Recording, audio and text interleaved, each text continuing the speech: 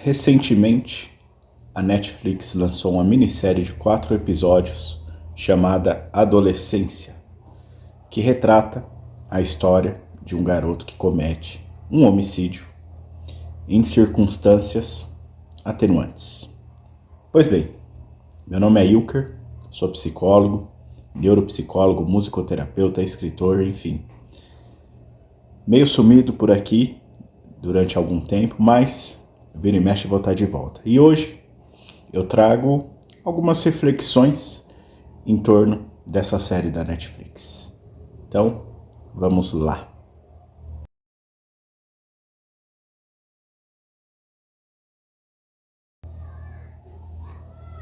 Bem, de antemão, o intuito aqui não é trazer para vocês um perfil psicológico em torno de personagem nenhum da série. Até porque é uma série muito curta, são 4 episódios apenas e muito provavelmente precisaríamos de mais para trazer algum embasamento técnico consolidado a respeito dos personagens.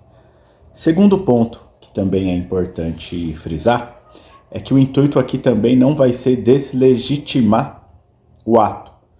Acho que a essa altura do campeonato, todos vocês sabem que é uma série que narra brevemente a história de um adolescente que, se eu não me engano, tem 13 anos, que acaba cometendo um crime, um homicídio contra uma outra adolescente do mesmo contexto escolar, digamos assim. Então, independentemente dos porquês, nada justifica a violência, nada justifica o crime. Então, meus amigos, se não é para trazer um perfil psicológico nesse vídeo, para que eu estou aqui? Única e exclusivamente para trazer para vocês algumas reflexões que eu tive assistindo essa minissérie de 4 episódios aí, tá bom?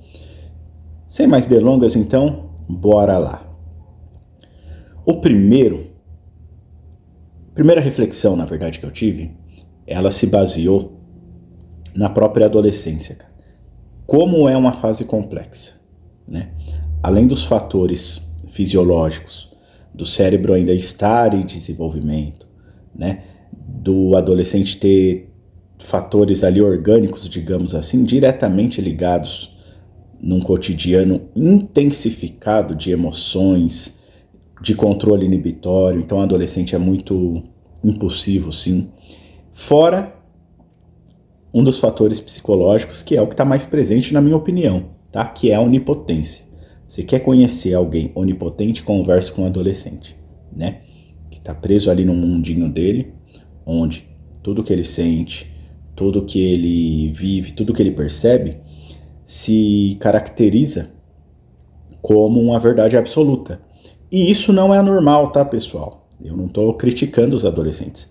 Eu só estou falando que, para romper essa bolha, eles carecem de algo que a gente desenvolve também com o tempo, que é maturidade, ok? São poucos os adolescentes que eu consigo falar assim, olha, esse daqui tem uma cabecinha madura, né? E de novo, isso não é nada normal. Esse é um desafio presente nessa fase do desenvolvimento, que, na minha opinião, é a fase de maiores complexidades, por conta disso, ok? Mas tenho esperança nessa garotada. Continuando, tá? Então, essa série me fez refletir sobre esses desafios presentes na adolescência e até trazer aqui para vocês um pouco de informação para desmistificar os ambientes, tá? Por quê? Na série, ela traz um ambiente familiar, logo ali no primeiro episódio, né, desse garoto, que é um ambiente familiar, saudável, tá? Eles têm suas falhas, assim como qualquer família, qualquer pessoa, mas é um ambiente familiar acolhedor. Não tem sinal de hostilidade ali presente, num quesito impactante, a ponto de fazer com que o adolescente adoeça, tá? E é aí onde, de novo, é importante frisar.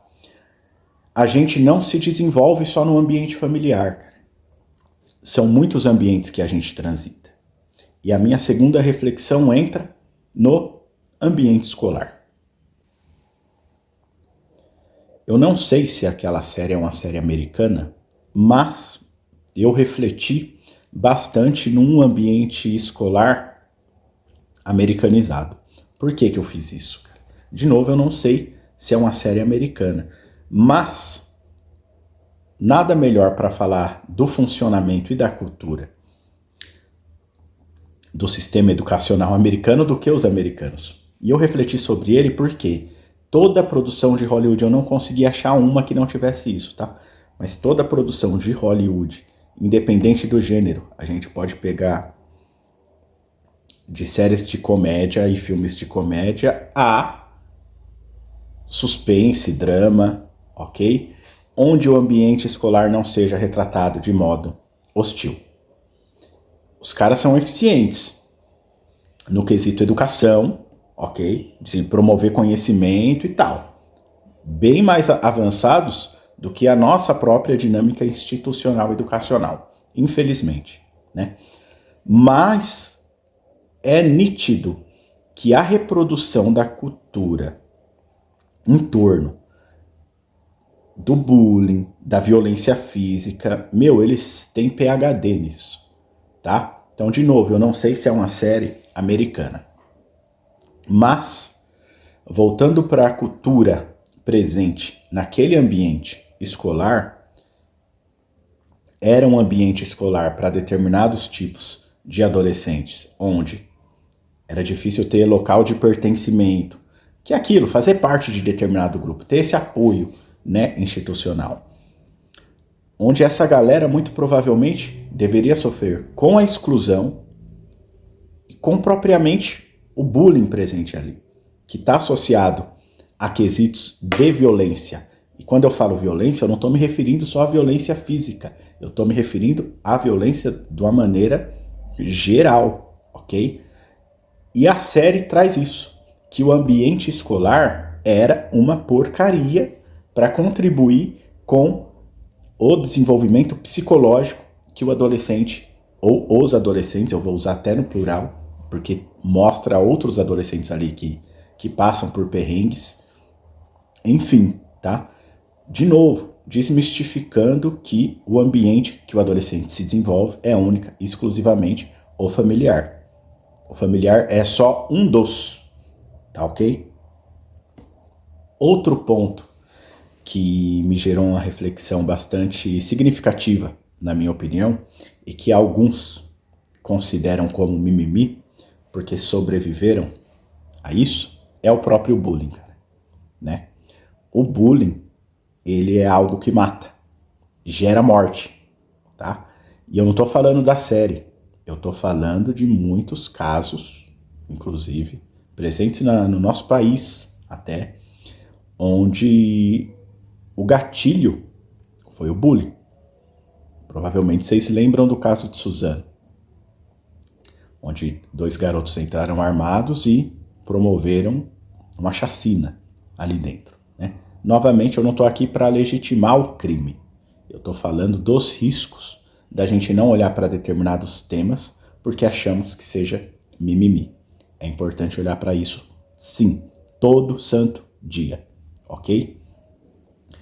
E na série, voltando para ela, o que me também chamou a atenção sobre isso foi a própria dimensão que eles abordaram o bullying, que não é só mais aquela questão pessoal, né, presencial.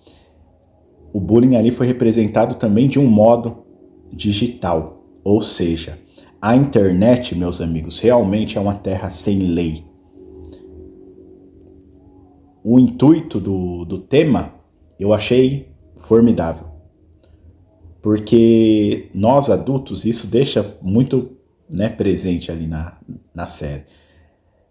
A gente tá no mesmo mundo que essa garotada, mas infelizmente a gente está tão acostumado com o nosso próprio desenvolvimento, digamos assim, que muitos se surpreendem quando percebem que, nossa, a rede social tem figurinhas que incitam, né, e reprimem e oprimem e tal.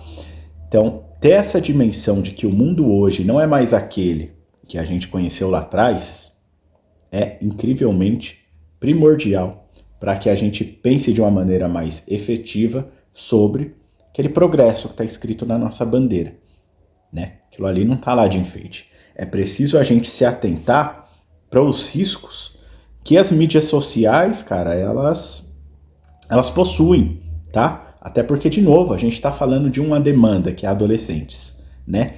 Que eles estão num mundo parecido com o nosso, mas totalmente novo. É um paradoxo, tá?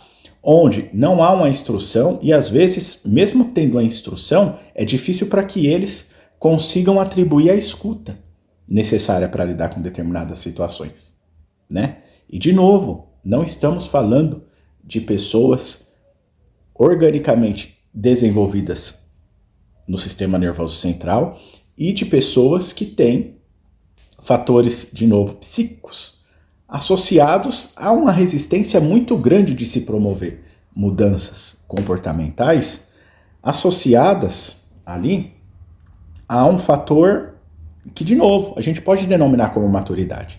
E isso não tem nada de anormal, novamente. Isso só mostra que a gente vai precisar de maiores investimentos para ficar perto, acompanhando o desenvolvimento dos adolescentes, tá? E essa é uma preocupação não só familiar, ela deveria estar presente na sociedade toda, ok?